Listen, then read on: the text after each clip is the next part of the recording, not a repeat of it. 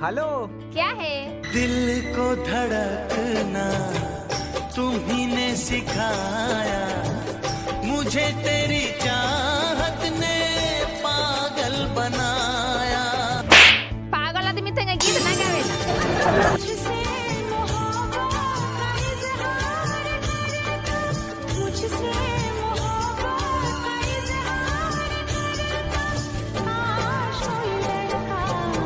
रानी काहे चेहरा उतरल बा?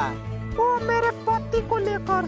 पति को क्या हुआ है उनको? एगो हमर भतार बाकी खैनी बेचेला। तू उदास मत हो, खैनी चाय बेचे वाला लोग फेमस बा। लागता की पागल कदी कदी, लागता की पागल कदी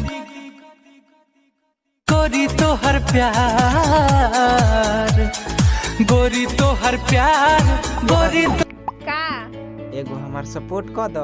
बोली ना।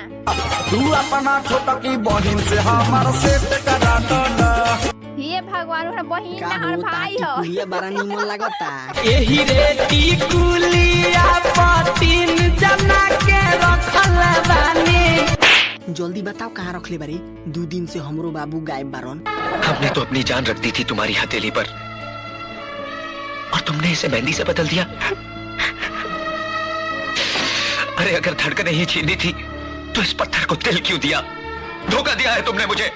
कुछ लड़कों के मोबाइल में बैलेंस रहे ना रहे कोई बात नहीं, मगर पासवर्ड ऐसा ऐसा ऐसा रखेंगे ना कि जैसे लगेगा काला धन उन्हीं के मोबाइल में है। अब हम दोनों शादीशुदा हैं तो शर्म किस बात का?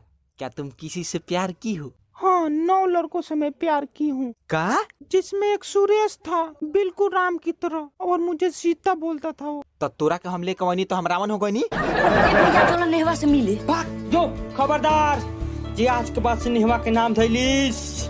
काहे हो? अरे हम नेहवा से बहुत प्यार करत रहनी, हद से ज्यादा, खुद से ज्यादा। तो का भइल? साया साड़ी पहना देले रहे।